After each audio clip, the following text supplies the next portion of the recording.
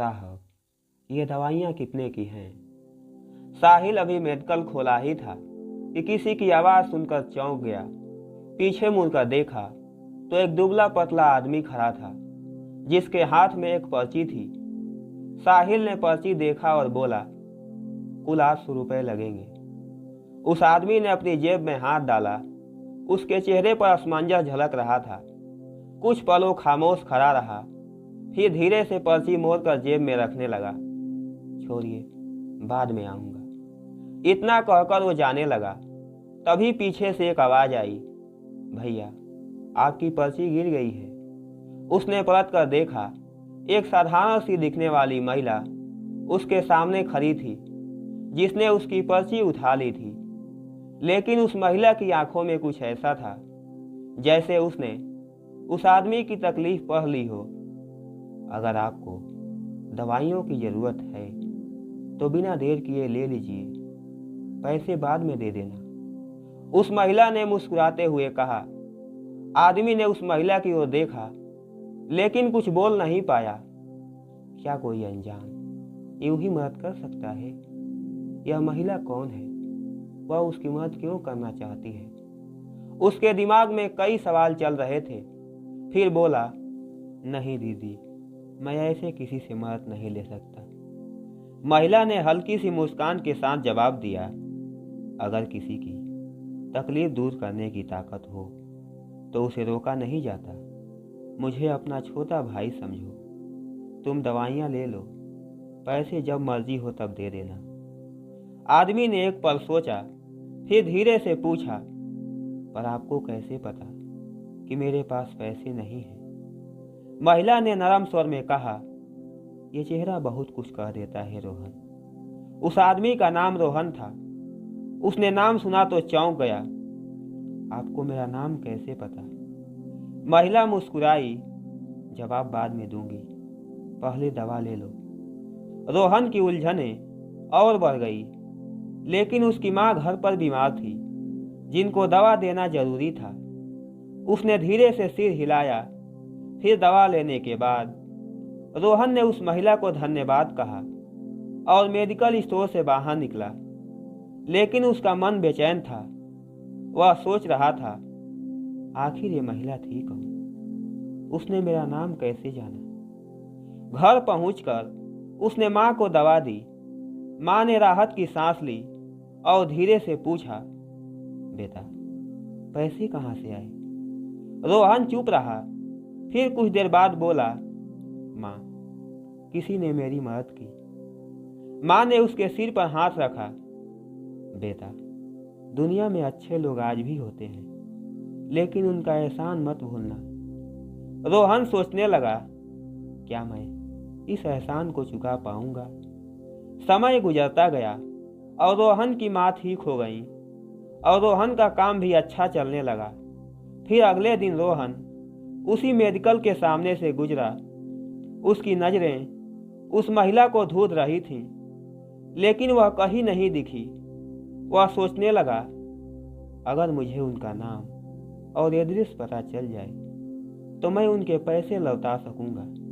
तभी दुकान में काम करने वाला लड़का बोला, भैया कल जिस मैडम ने आपकी मदद की थी वो रोज यहाँ आती है। रोहन चौंका, रोज आती है? हाँ भैया, वो डॉक्टर है, पास के क्लिनिक में काम करती हैं। रोहन को यकीन नहीं हुआ। क्या कोई डॉक्टर यूं ही किसी अनजान की मदद कर सकता है? रोहन उसी क्लिनिक के बाहर खड़ा था जहां वो महिला डॉक्टर थी। वह अंदर जाने की हिम्मत जुटा रहा था। तभी वो महिला बाहर आई। उन्होंने रोहन को देखकर मुस्कुराते हुए कहा, दवाइयाँ काम कर रही हैं ना? रोहन झेप गया, जी माँ अब बेहतर है, पर मैं आपके पैसे लौटाने आया हूँ। महिला ने मुस्कुरा कर कहा, रोहन अगर मैंने तुम्हारी मदद की थी तो इसका मतलब ये नहीं कि मैं पैसे वापस चाहती हूँ। बस इतना याद रखना, कभी किसी और की मदद कर देना। रोहन के पास कोई जवाब नहीं था। उसने पहली बार ऐसा इंसान देखा था जो बिना किसी स्वार्थ के मदद कर रहा था। लेकिन दीदी कम से कम अपना नाम तो बता दीजिए, रोहन ने पूछा। महिला मुस्कुराई।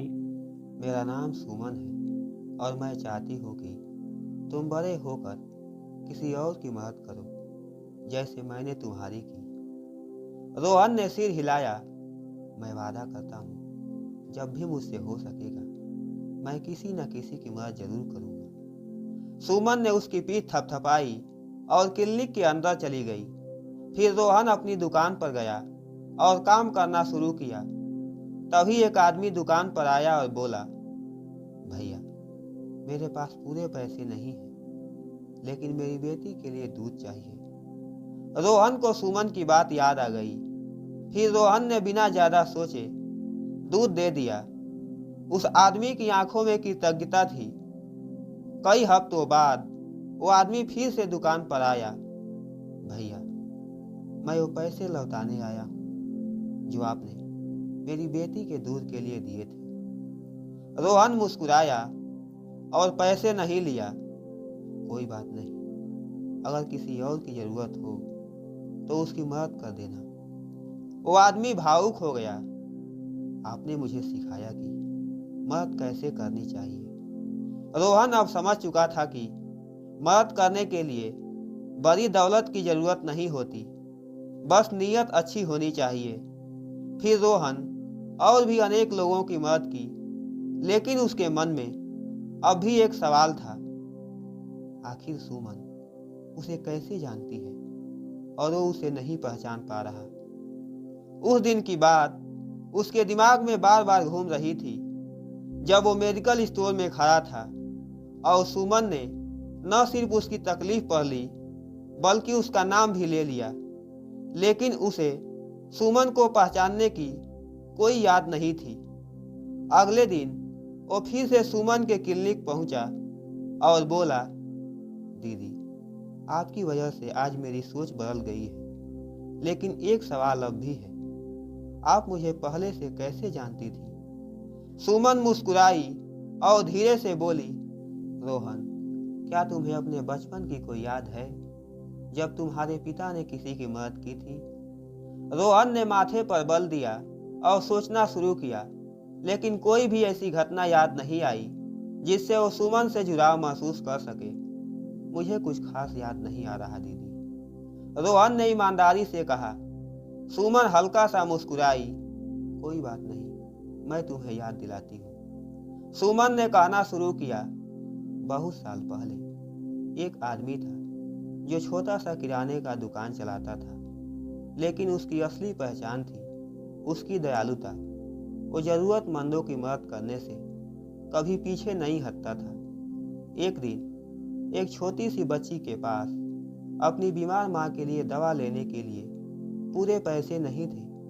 दुकानदार ने बिना एक पल सोचे उसे पैसे दे दिया और कहा, जब भी पैसे हो तब दे देना, सेहत पैसों से ज्यादा जरूरी होती है। अब रोहन की आंखों में हल्की सी चमक थी। सुमन ने मुस्कुराते हुए पूछा, क्या अब कुछ याद आया? रोहन कुछ देर सोचता रहा, फिर अचानक उसे याद आया कि उसके पिता एक बार बताए थे कि उन्होंने एक बार किसी छोटी बच्ची की मदद की थी जिसके पास अपनी माँ की दवा के लिए पैसे नहीं थे, लेकिन कभी उस बच्ची का नाम नहीं बताए थे। क्या वो बच्ची आप थी दीदी? रोहन ने हक्का बक्का होकर पूछा। सुमन ने सिर हिलाया। हाँ रोहन, मैं वही बच्ची थी। फिर दोनों की आंखों में नमी आ गई और पुरानी यादें ताज़ा हो गईं। मेरे प्यारे दोस्तों, ये कहानी आपको कैसी लगी? आप अपनी राय कमेंट बॉक्स में दे सकते हैं।